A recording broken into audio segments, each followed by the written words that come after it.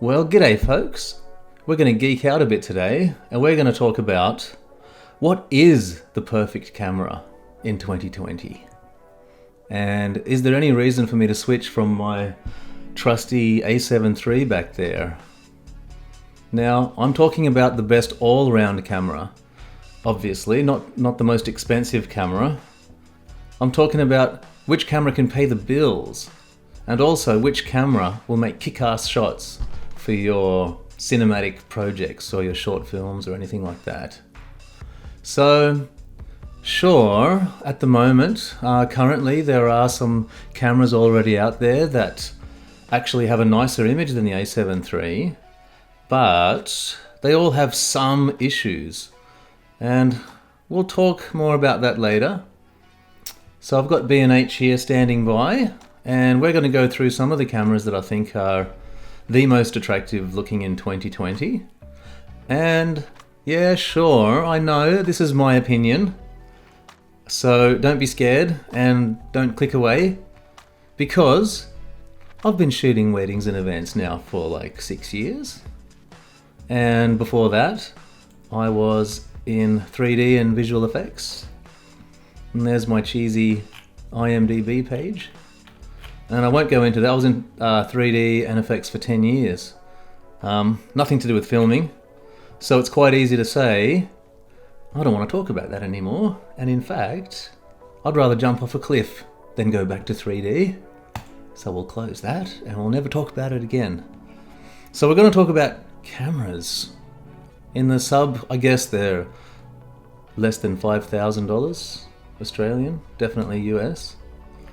But anyway, yeah, so I think this is my 7th year now, filming events and sometimes doing short films of my own and trying to get back into that, because that's why I stopped 3D in the first place, was to become a famous director. But instead, yeah, so this is the 7th year I've been doing weddings and events. So I think, come on, my opinion is worth something. And I wish there was a video like this when I was starting out, like which camera will give you the best all-round, I hate to say it, bang for buck. There's quite a lot to get through, so I've made some notes, so I don't waffle on too much. Anyway, let's get started. Okay, so for this video we're going to slow it down a little bit and just talk honestly, I guess, and I'll try to keep the jokes to a minimum. And well, I don't have any good cripple hammer jokes or anything anyway, so we'll see. Before I start, I actually just want to mention a couple of cameras now that I won't feature much in this video, and that is the Canon EOS R and the Nikon Z6.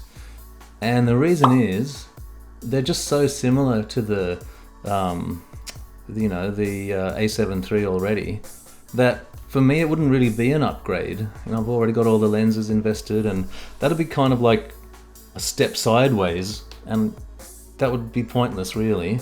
There's no real image advantages besides if you want to like split hairs, with one exception of course, and that is the ability to output 10-bit on the Canon EOS R and the Nikon Z6.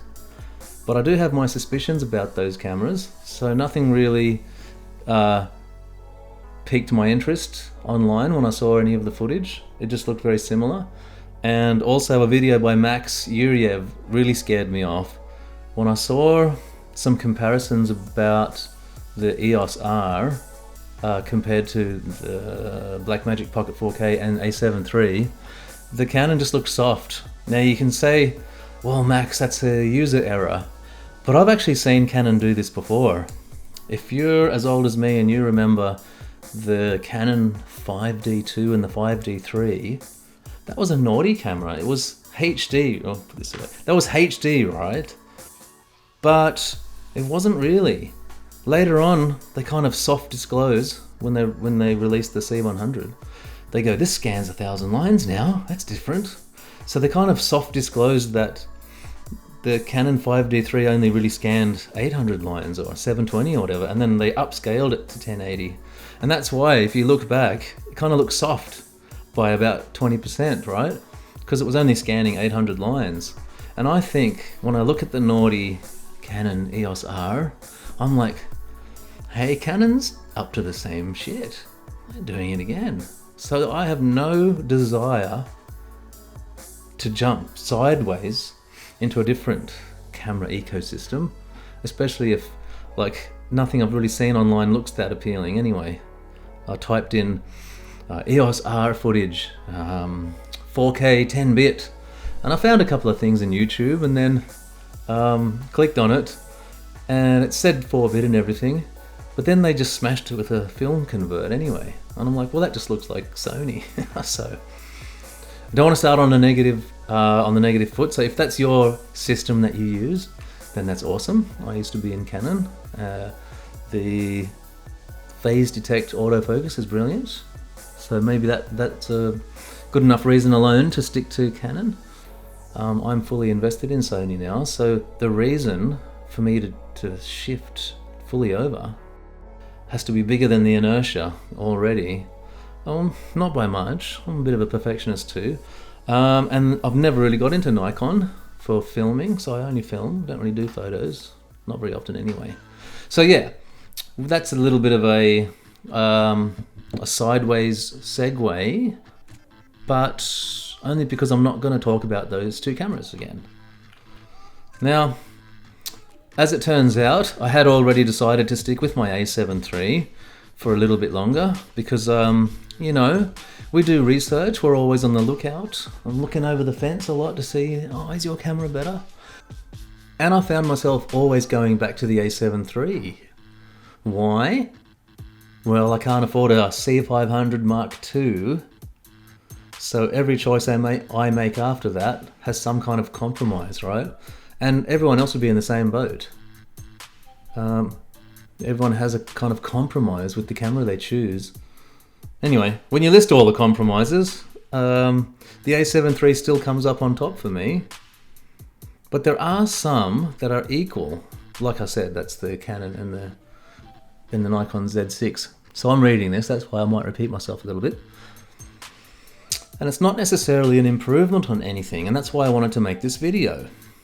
So if you are like me, and you just want to make good film content, whether it's event or travel shooting, or even indie filmmaking, but you don't want to just use a cinema camera,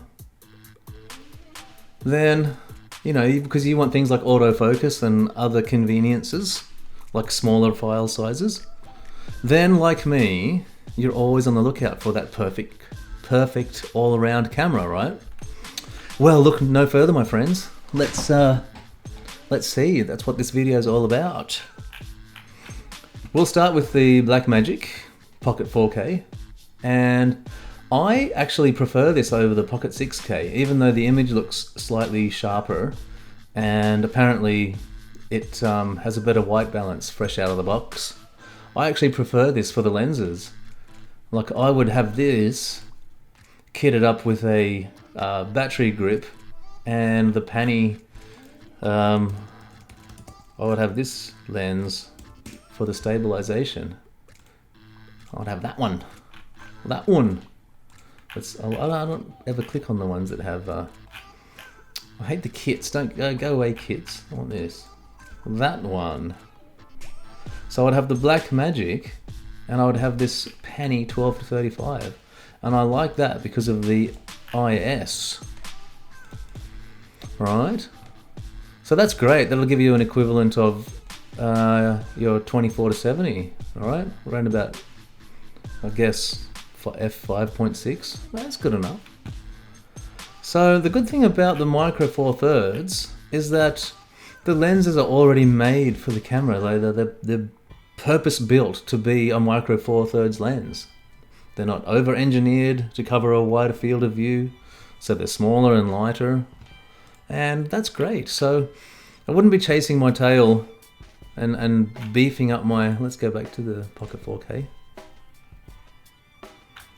I don't. It's my opinion. It's my choice, but I prefer not to speed boost this and then use a Sigma 18 to 35 like everyone else. because I'm sick of that lens. When I first started weddings, I couldn't wait to upgrade to the C100, and I had that when it first came out, the Sigma 18-35, or I think it had just come out pretty recently. And initially I loved it, but then I found it was quite limiting. It wasn't wide enough on one end, and then at 35 mils, it wasn't stable enough. So after a couple of years using that system, I split it in two, and I went Tokina 11-16 for the wide end, which is beautiful, and it flares beautifully. And for the 35mm end, I went with the Canon 35mm f2, and it has stabilization, so I could go handheld, and it was beautiful. And those were good days, but everyone started asking for 4K, so eventually I had to sell that camera. I loved it with the spinning ND filter, that was great. So yeah, I had the best at both ends, and to me that Sigma 18-35, while handy, was a kind of a jack of all trades but a master of none, really. So why didn't I switch to the Blackmagic Pocket 4K? Oh, let's have a drink first. So yeah, sorry guys, I know this is turning out to be quite lengthy already, but bear with me. I think the insights are important that I have to share, and I'll try to speed it up. Anyway, so why didn't I switch from the a7 III to this cool looking thing when it first came out? Well, a few reasons really, and it all comes down to how I use my cameras day to day. And I do a lot of event shooting and only a little bit of short films. So mainly weddings were paying the bills. So obviously I need my autofocus, and at a wedding there's just so many things that I would miss if I didn't have autofocus. So that and the horrible battery life, and to get around that you'd have to be lugging around a huge rig, you know, go down the whole V-mount battery route, which I'm not really prepared to do. I've done a lot of rigging up cameras in my days, and I'm quite happy with staying nimble and fast. So if I shoot predominantly weddings, why not? I know, here we go. I made a nice note here. If I shoot predominantly weddings, why don't I keep two a7 IIIs for weddings, and then have this guy with the Panny 12-35 for my short films? And the answer to that is, shut the hell up. No, it's financing really, and I can't justify the camera sitting there not being used very often because I don't want to use it at weddings. Got some buddies that do, and they shoot beautiful footage, but I'm just so, it's not even that I'm used to the autofocus to sound lazy. I'm used to getting a shot that I always get, and I don't want to miss the shots. Does that make any sense? What is it? Is that good content? No, it is. Like, I don't want to miss shots at events, and I don't want to be racking focus.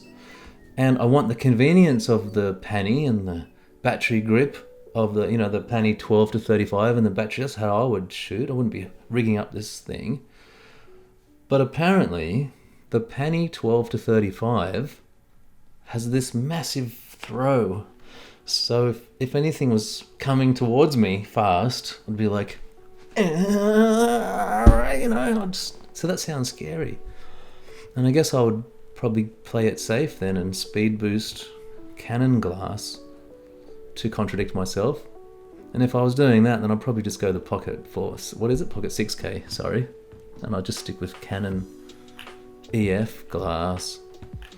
Anyway, so what else have I written here? Yeah, so I'd buy the battery grip, and I'd buy a crap ton of Sony L batteries, and a C-Fast card, or a couple of fast SD cards. And then, you know, you start to understand my dilemma. That is now adding up to be the price of the camera itself, which is, you know, over 2,000 Australian dollars. I'd spend another 1,000 easily on the battery grip and a fast and large C-Fast card. Well, let's find out actually. C-Fast 2. And I want something huge. I want a 512. Look at the price of this. 1,000 Aussie dollars. Hey, stop scrolling. Did you hate that? 1,000 Aussie bucks. Plus the Blackmagic Pocket grip. I'd want this guy because I want to stay nimble. Look how cool that is. And look at this fucking thing. Oh no, I better cut that out. I can't swear. So that's another 400 bucks. So 400, you know, we're up to $1,500 already.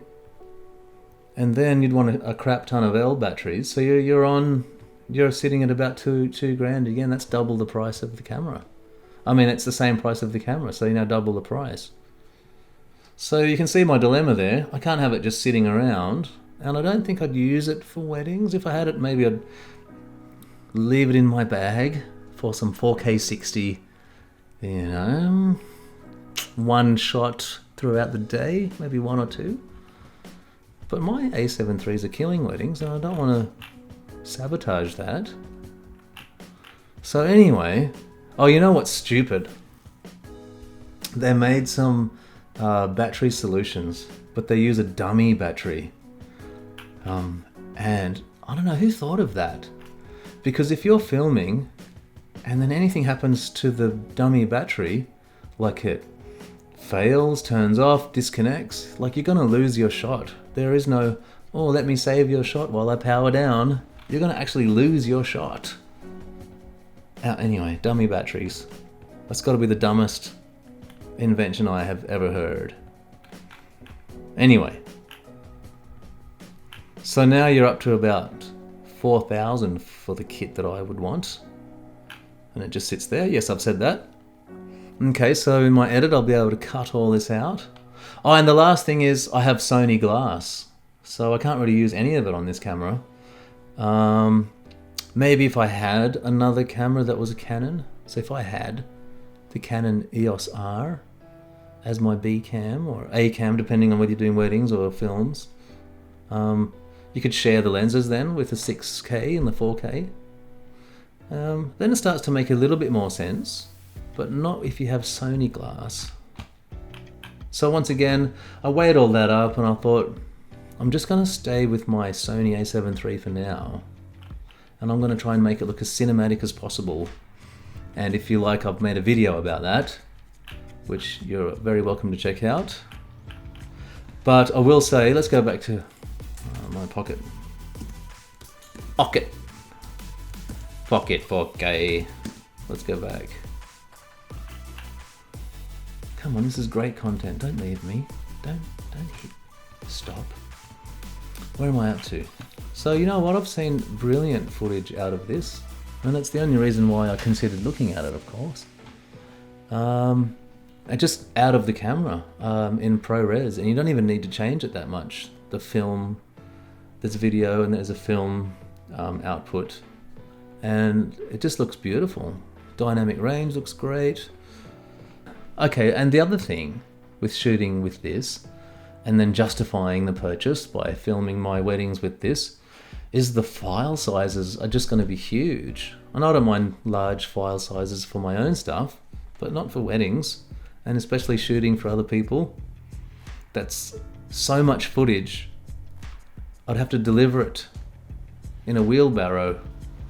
And I know you can shoot B-RAW on the SD cards down to like 5:1 compression and all that business, but that would still be large and it would be raw, and that would freak out my editor.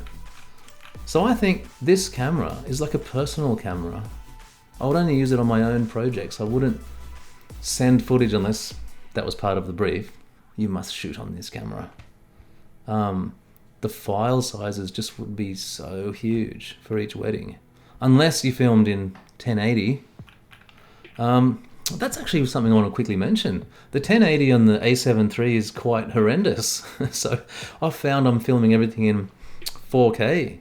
So if this Pocket 4K does excellent 1080, then I guess you could film weddings with that and keep the file sizes down. In fact, if I go Apple ProRes white paper and I bring up this bad boy, let's find out, shall we? Scrolly. So if we look at the 1080, and most people film in ProRes 422, yeah, that's pretty good actually. Well, Aussie 25p. 122 megabits per second isn't bad, because on the Sony that maxes out at 100 megabits per second, and I'm filming a lot of my weddings at 60, so you know, maybe a couple extra cards. So yeah, if your lenses are suitable at 1080, you can't really crop in anymore, so you've got some good tele glass and you've got all your lenses that you need, then I guess you can film your weddings in HD with the Pocket 4K. I would do that. And I would hate it if they asked for, where is it? This is the 4K usually, and here's my 25p. It's nearly 500 megabits per second, and if you want it to crank it to 50 and 60p, look at that. A gig per second. Oh my god, really? Jesus Christ. I can't do it. Okay. Oh yeah, and if I did buy a Blackmagic Pocket 4K, I don't think I'd gimbal anymore either. We'd have to see though. And I did actually keep my Glidecam HD 4000. It's under the stairs, just in case I get another heavy camera. But since you can't focus anyway, and there's no autofocus, you'd have to rig up a, you know, follow focus rig, and then we start getting quite cumbersome. You can't take that off the system quick enough. So you'd have to do everything handheld. And I guess you could rig it up, make a Franken rig, and have a large monitor, and a whole V mount battery and all that kind of stuff. And I guess that would be pretty cool, but it would weigh a ton. And the whole Franken rig thing and filming events doesn't appeal to me anymore. I think it was a wedding that broke me once, and I had a friend's Blackmagic cinema camera, and I remember filming a wedding with it, and the ceremony just went for like an hour, and then I was standing there holding this shoulder rig because I got stuck. We couldn't put our tripods down in time. And I remember holding this bloody thing for like an hour, and I just made a mental note, I'm never doing this again, and I'm never going to be standing around with a shoulder rig filming events. I may wish to do that for my own stuff, but I wouldn't punish myself anymore. So I really like the speed and agility of having gimbals and taking it off quickly and putting it on tripods, and that's where I'm at the moment. And if it doesn't offer me that the way that it does with the a7 III, then I'm not really interested. Alright, that's enough about the Pocket 4K. Okay, back after a little break. And the next favourite camera of mine that I want to talk about is the Panasonic S1H. And before I continue, I've just had to turn the fan on because it's getting a bit hot in here in Sydney in March. It's still quite warm, which is good for the coronavirus, I guess. It'll stave it off for another few weeks at least. You know what's kind of funny to me? Well, not really funny, but made me think that with this coronavirus, now everybody else will get to experience how I've been living for the last 6 years. The isolation of editing and filming. Anyway, it's not that funny, is it? No, it's not. Alright. Now the Panasonic S1H. Now the footage that I have seen out of this camera just looks amazing. And this isn't even Vlog, because apparently there was problems reported in Vlog and they have to sort that out. So someone made some LUTs for it and then suggested to film in HLG and made some LUTs accordingly, and that looks gorgeous. Check this out. Go outdoors. Look at this.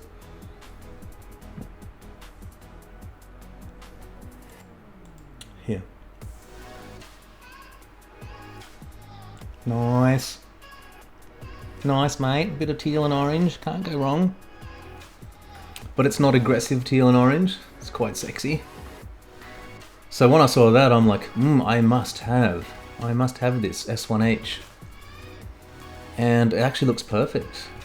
10-bit, 4K, can go up to 60 in 4K, but can't do full frame 4K 60. The 60 is then Super 35, but I can live with that, can work around that. So the main things about this guy was full frame 10-bit, still some problems with file sizes being huge, but it actually has some neat codecs. There's a few different ways of saving some storage space, so you can film in long GOP, and you can actually get it down to about, I think, 150 or 200 megabits per second, and that's perfect. So that means I can use this for weddings, and I could use it for my filming, short films and whatever. And if you want to go the whole hog, internal, you can have 400 megabits all eye. Yeah, so you can crank that up to as much as 400 megabits per second. And obviously you'd save that for your special projects, and you do your events in 150, 200 long GOP. So that's cool. And already straight away then, that's more usable than the Blackmagic. But the only problem is, in video, it doesn't have really usable autofocus really. It's got the old contrast detect autofocus. But that's good enough. You could probably set up some hotkeys, some function keys to do a one-shot autofocus if you wanted to be sure, if you're filming without a monitor or you don't think there's enough resolution in the viewfinder. I keep getting sidetracked the more I talk about stuff, but what you can do, let's just quickly have a look at the viewfinder resolution. Oh, that's great, 5,760,000 dots. So what I would do with this guy, I would actually film using the viewfinder, you know, up to my eye. If I was doing anything, I guess my own projects. I don't want to film weddings and events handheld just because it's cool. I don't want to risk the shots that people are paying me good money for. So I gimbal it and I tripod usually. But I have seen some excellent stabilized footage coming out of this, so I may have to, contradict myself and do it anyway. Obviously wouldn't test it out at someone's wedding, I'd practice beforehand. Okay, so that's why I wrote stuff down so I don't get sidetracked. You know what I would do? I would buy the 24105 with this. So S1H and 24105. This is the kit that I would use. Well, it was. You son bitch. Here we go, it is an option. It's not offered as a kit anymore. That is amazing. You know what? For that example, since I'm in Australia, I would go to Camera House and visit my man Huot in top right here. And they sell it as a kit, 24105, for 7,200 Aussie bucks. 7200 Australian in US dollars, please, Mr. Google. 4,250 bucks for the kit. So it's still very reasonable. And I saw some footage with that 24105 kit lens and it looks beautiful. So we're back to full frame, so the f4 doesn't really bother me that much. So how easy? One lens, set up my one-shot autofocus, hit record, and done. That's speeches and vows and talking heads and all kinds of filmic beautifulness. And the only thing it's missing then is a nice sexy prime, so I'd probably get like a Sigma 50 1.4 or 35mm to pair that up with and get some full frame bokeh. And yeah, handheld would actually be nice with that camera. It's got some options there. Lens stabilization with the 24105, but also a little bit of IBIS, I'm told.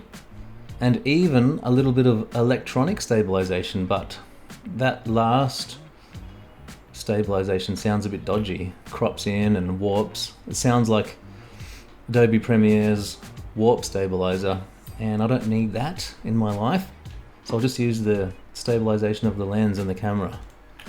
Okay, so the footage looks great. The setup looks good. It's full frame, 10-bit. Can't beat those specs currently. Looks like the best thing out there. And the footage looks better than Blackmagic even. But here's the thing. Here's the main problem. The thing that scared me off on buying the S1H is that people have been reporting card failures and losing shots, like completely gone. And it wasn't just a one-off either. A few people reporting that on the S1H Facebook group. And that scared the shit out of me. And well, I've also written down here that the maximum you can fit in there that they recommend is only a 128 gigabyte SD card. And I would easily want to go to, you know, two 256 cards, 2 times 256, and shoot parallel simultaneously, because that's what I do at weddings. I back up my footage. But that doesn't even matter if the footage is corrupt. And there was enough people reporting that made me go, hang on, these are unsavable junk files. And imagine filming someone's wedding and then, you know, afterwards having to call them up and making that call. You know how I shot your wedding, right? Yeah, yesterday. Well, I was experimenting at your expense and I really wanted 10-bit nice colours and 4K. So I risked it all at your wedding and it just didn't turn out. Sorry about that, it's all corrupt. So bye. Yeah, anyway, good luck with that phone call. That was enough to make me panic. And, you know, if I was Panasonic, man, that'd be the first thing that I would focus on. I wouldn't be focusing on lens development or anything else like that. I would get the whole building involved in solving this issue. Even the front of house, you know, people who answer the phone. Hello? Nah, piss off, sorry. We haven't even solved the camera's saving data yet. Sorry, bye. Anyway, lately I've been watching Netflix Formula 1 Drive to Survive, right? And especially season 1, the character that stood out for me the most was Gunther Steiner, and he was the manager of Haas, and just the way he talks is hilarious. And these are teams that are finely tuned, and it's a competitive environment. And if he was in charge of Panasonic, he would totally be saying, like, come on guys, this is shit, and we need to be better. That was funnier when I wrote that down. But anyway, that's what I would be. That's what I'd be like. I would just halt everything. And if I was Panasonic, I would be focusing on just that, because such a gorgeous image coming out of the camera that I would buy it with just that lens, prime. You can also crop in like you can in the Sony, and it's such a good solution. So it's a shame that they have this problem, and I don't know if they've raised that to such the level they need to. That has to be like emergency levels. They have to sort that shit out, because no way am I going to risk losing any footage. If it's a short film, you can say, oh, let's take that again, another take, or reshoot, but not a wedding, unfortunately, so no. Okay, what else was my favorite? Of course, the new Fujifilm X-T4, the stabilized X-T3. Basically that's it, because apparently it's the same sensor, and we've all seen how beautiful the Eterna profile is, and I also like the look of the classic chrome and the Neg. D-Neg? Sounds like a company that I was going to work for once. It looked beautiful, right? And film simulations, which is just their way of saying that's their film picture profiles, looks beautiful. And in essence, you're cutting a corner there. You're cutting a major step in the production pipeline of gathering your raw footage or your ProRes and, you know, color grading it to an extent, of getting it to a filmic level and then adding your own personal color grading tweaks on top of that. You're kind of cutting a step out. And to me, that's a little bit better and a little bit more sexy than Sony's picture profiles. Although I've been using Sony for so long that obviously there'll be a bit of a learning curve if I was to switch to the X-T4. And I have Sony's picture profiles down quite good, I think. Once again, self-plug. You can check out some of my examples on my channel about how to get a filmic, cinematic look out of the a7 III. Okay, I have notes. So this sounds great, right? But the only bad thing is no more full frame, of course. Where is it here? Super 35 or APS-C. But once again, doesn't really matter. You've got Fuji lenses and they're made for this body, so I think you can just ignore all of that. Apart from multiplying it out to try to figure out what a full frame equivalent is. Like I said for the Blackmagic, these lenses are made for this. And the lenses are great. But what is annoying, coming from Sony, is that I would have to invest in a whole new system. I'd want all the awesome prime lenses, and I'd even want those WR-F2 ones, because apparently they have better autofocus in video. And it sounds great. I would get the 23mm f2, 35mm f2, and also maybe the 16, but for the 16mm, thought about this a lot, I would get the 1.4, because I thought if we're that wide, then I'm not going to use focus as much. You know, we're so wide, more things are in focus. And some of the footage I've seen of the 16 1.4 over the little nifty 2.8 just looks beautiful, so I would get that lens. And so that's already 3 primes, and you can see where I'm going with this. It's all adding up, right? And then maybe one all-purpose utility lens. And I think I'm leaning towards the 16 to 80 if I was to get this system, but that's f4. Just because that's, you know, your 24 to 105-ish equivalent, right? And in video, you really need that much range. I find that you're missing shots without it. And I know you can miss some shots, but it eventually gets tiresome and you do start wanting a lens with more range. But anyway, yeah, that's f4 plus a smaller lens, sensor. So you're gathering even less light. So then I start doubting this, because I do a lot of events at night and not very well lit indoor shots, and it's not always possible to light the absolute hell out of everything, especially if you're gonna change someone's already thought out interior decorating, and then you turn up with your X-T4 and you're like, it's just not bright enough. I'll add 2 aperture 120Ds from either side. That'll brighten the hell out of this place. So you don't always have that option, right? So unless it is good at filming in low light, and I don't mean pump the ISO up. I mean, are the blacks clean? Is there noise in the blacks? On the a7 III, I've figured out ways to film indoors and just embrace the blacks. It looks kind of silly when you're in an indoor dark shot, or even outside at the beach, I don't know, anything dark, and you try to artificially crank the hell out of your camera's ISO performance. It doesn't look good, and the most filmic looking shots are the ones where they've just embraced the blacks and you're exposed for the skin. If it can do that, I'll have to test it for myself, since I don't trust anyone. Then we're talking. Oh, maybe one more lens. I heard the 56mm, you know, their flagship lens, I heard it wasn't very good at autofocus performance in video.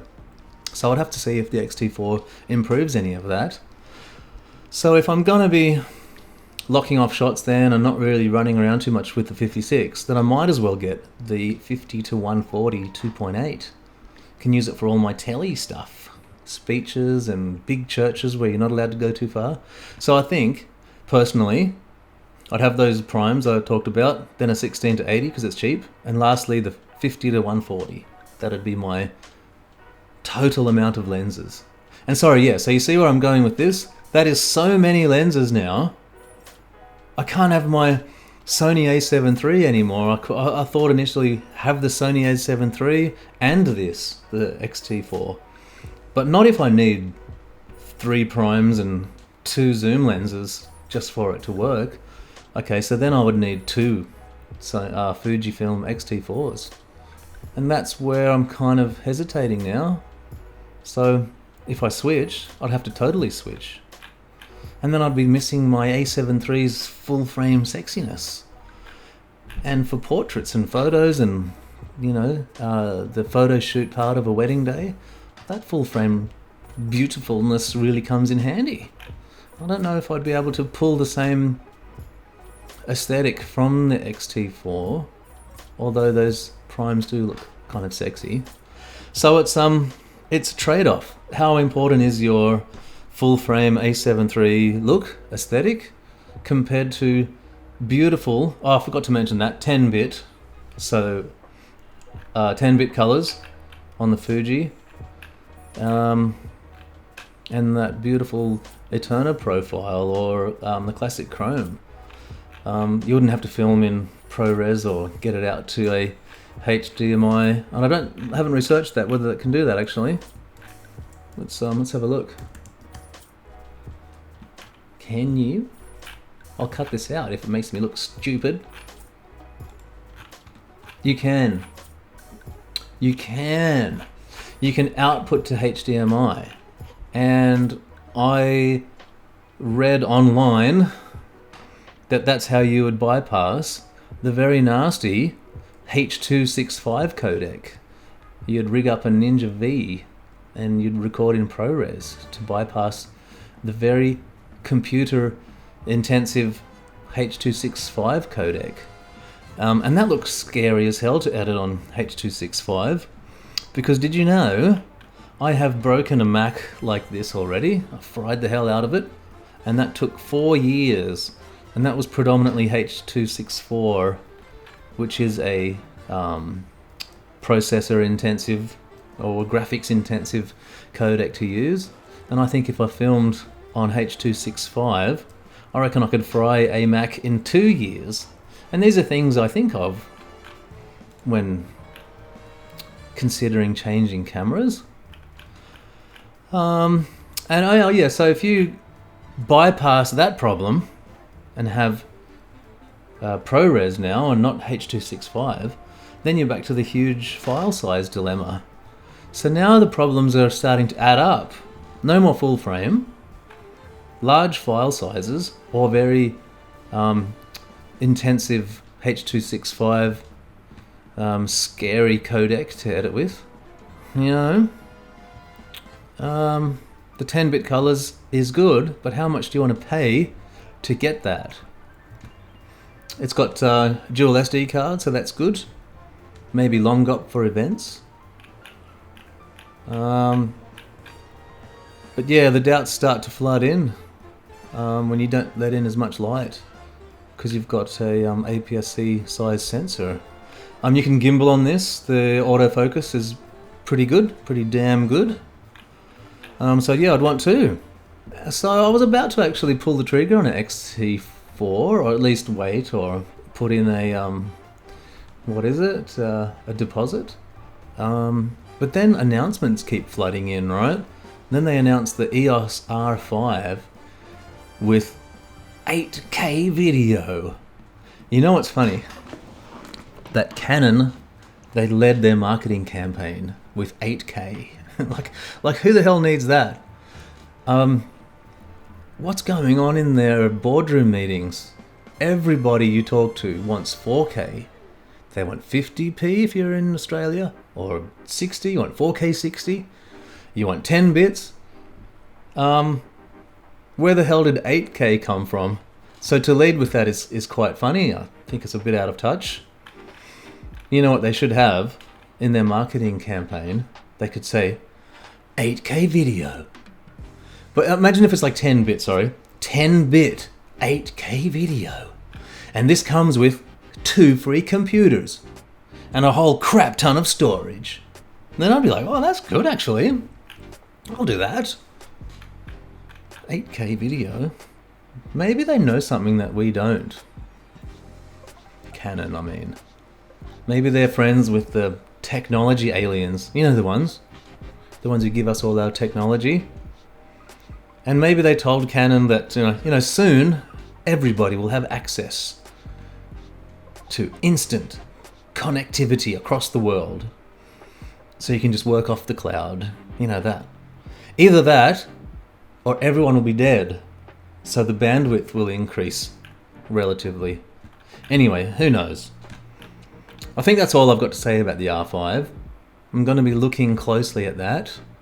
Give me my 10-bit colors, damn it.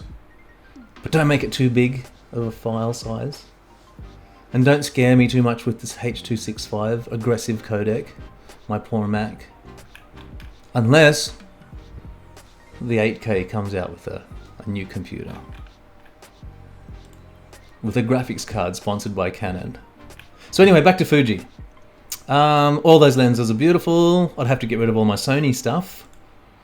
You know what, actually, the a7iii isn't that expensive. So maybe if I did have 2 of these, I'd film everything on it and bring one a7iii with my favorite lens, say the Sony Zeiss 55mm 1.8 on a gimbal.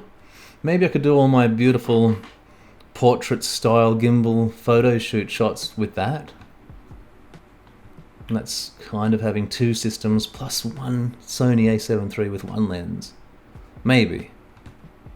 Otherwise, nah. Well, you know what Fuji would need otherwise? They would need a 35mm f1.2. That's not too heavy, that I can gimbal with awesome autofocus to match that 55 1.8 area. Anyway, so at the moment, it's a no from me. Sorry, Fuji. Alright, well, we're nearly done. We'll just chuck in a few more examples. Those are the ones that I think are the best. But let's talk about some more quickly, just for coverage sake. So just quickly, what else is there? The GH5. Well, I'm sorry to admit, I was never a fan of the GH4. I once had someone cover for me at a wedding, and he came back with GH4 footage, and I am sorry to say it was so bad, like horrible colors and horrible skin tones and horrible everything, to be honest. So it scared me off, and after that I looked online to see if it was like user error. Maybe it was the shooter, because he was a experienced shooter. And I looked online and I saw the same skin tones, and I don't know whether it was a vlog thing, but I just looked at that and went, that's a no for me for a while.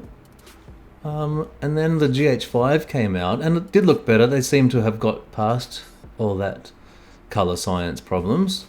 I'm probably making GH5 users angry by even saying this, but I don't know, maybe it's just user error or what I saw online.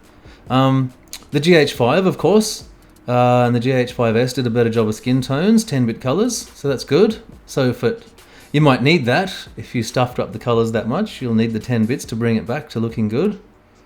The GH5 had good autofocus, or good enough. Oh yeah, I suppose it was good enough.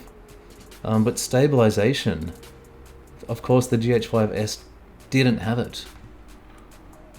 So already we're talking about compromises that are starting to be critical mass. So I won't count it out, the GH5s, but we'll see. I did do a wedding once with a girl that used a GH5, and it was going well all day. I checked out some of her shots. I was looking over her shoulder sometimes. Promise I'm not annoying to work with. and looked good, right? Footage looked great. But when I got the footage back, and before I handed it in, because someone else was editing that, I just checked out the nighttime shots, and I think you'll know what I'm going to say, right? It was pretty bad. GH5, not the S, and wow, I think I wouldn't use it anything. I wouldn't use it for anything over ISO 1600. Like, I want to say 3200, but I wouldn't even trust that. So what else does that leave? C200, of course I want that. I mean, I said before, this is kind of getting the best bang for buck of cameras that are sub $5,000. The C200 is amazing. It's the Super 35, but built-in NDs, and you could build your lens collection around it being Super 35. The 24-105 will get you a bit of extra reach. That'll be 150, and then you go and grab my old favorite, like a Tokina 11 to 16 was great. 11 to 20 even. I don't even know what the difference is between those two. But if you had a bit of extra cash, if anyone can afford a C200, they can probably afford, 1635s and all that business. What else does that leave? You know what? The Pocket 6K would be a good fit for the C200. You could swap lenses, of course. But check this out. If you're doing events, the C200 is the A cam. But if you're doing filming, like your own indie films, then the Pocket 6K is your A cam, and the C200 is when you want to bring out the glide cam or steady cam. And all side-by-side comparisons I've seen online, I still prefer the Pocket 6K. Yeah, it's true. I've written this down. But for events, C200, can't beat it. And then, of course, I hope this is, lastly, the Sony's cinema lineup of cameras. Like your FS7 Mark II and the new FX9 looks bloody brilliant. A little bit out of my price range, but, if push comes to shove, and you can make that happen, you'll definitely get the FX9 over anything else, if you're lucky enough. And the upcoming FX6, would like to see what they do to cripple that, to make that worthy of the name FX6. I can't even say it. Can't sell the camera, you can't say. Has to roll off the tongue. So when the time comes around, we'll see whether if I'm alive by then still, from the virus, whether I get an FX6 or not. Can't wait to see the specs anyway. Could get a massive loan out.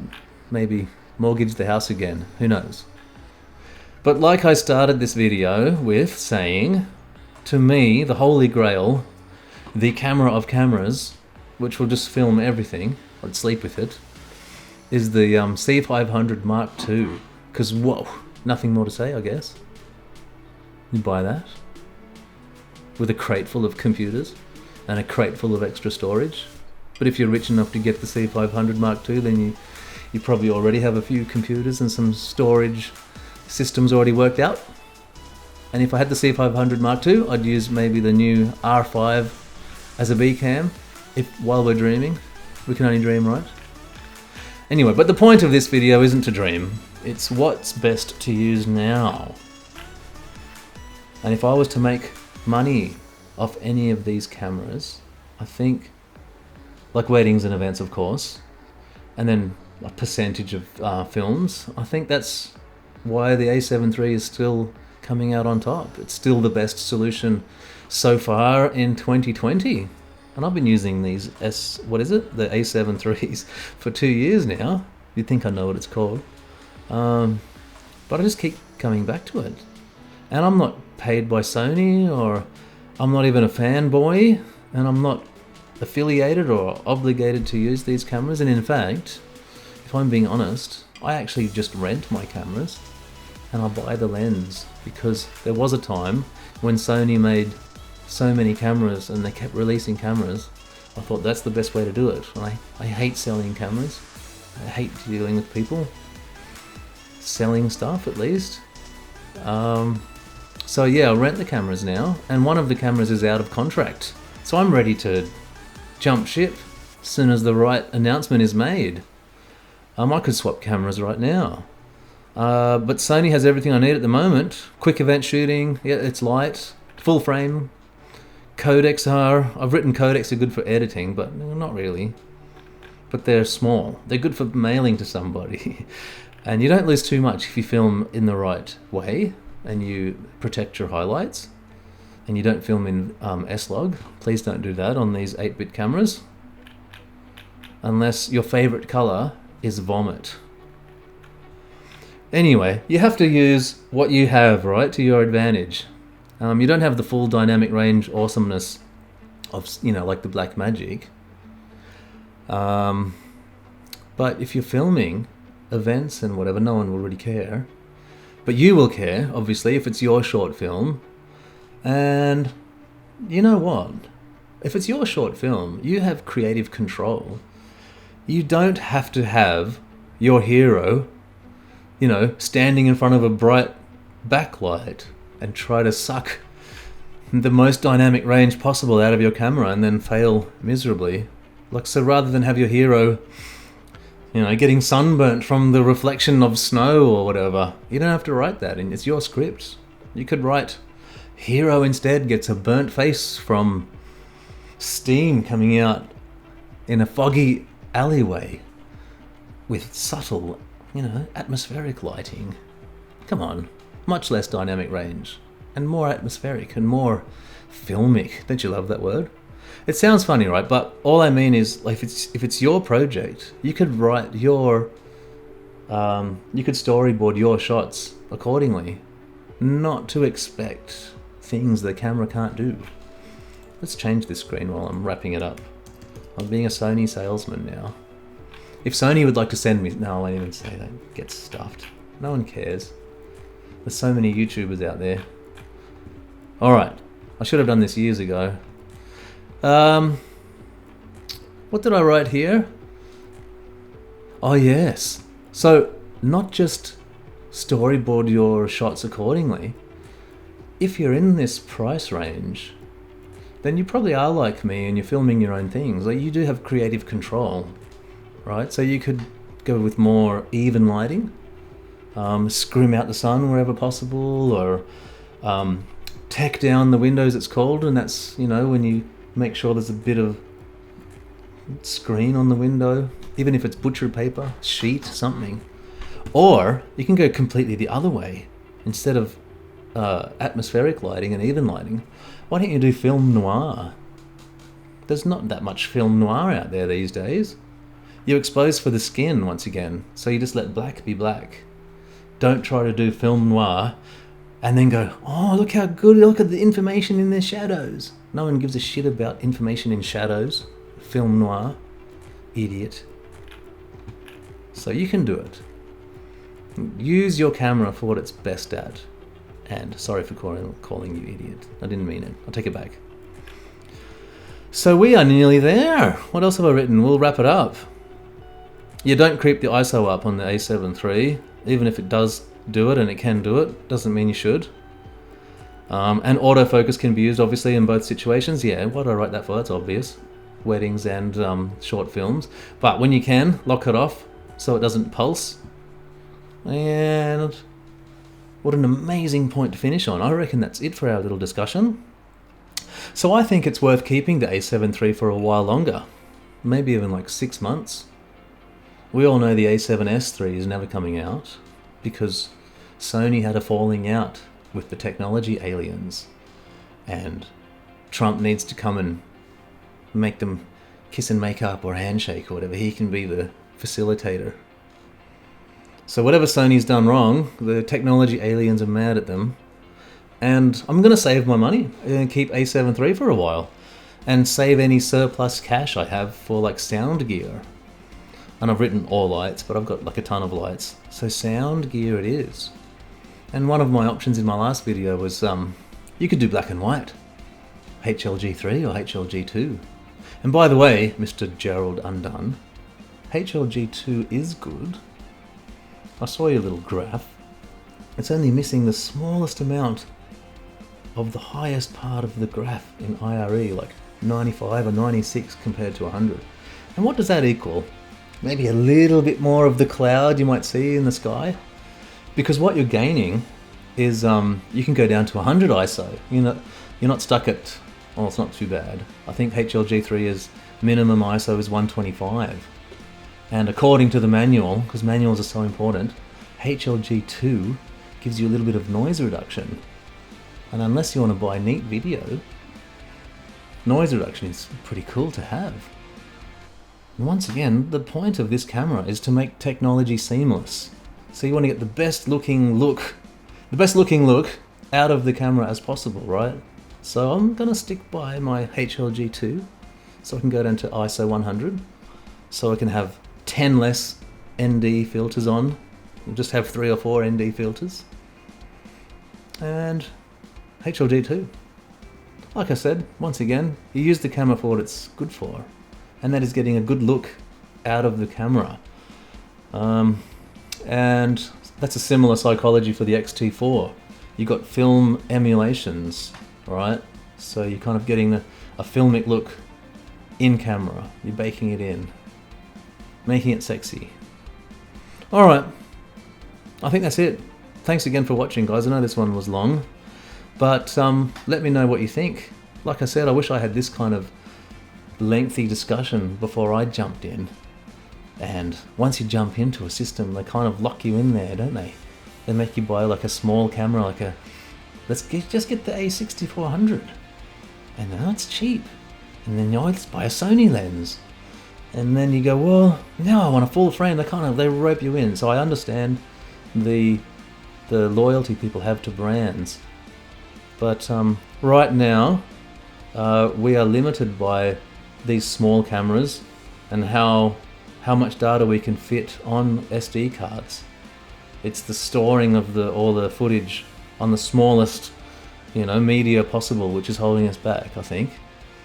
And we're getting there. Technology's catching up. Anyway, well, once again, thanks for staying for even extra for this rambly bit. All right, see you later, guys.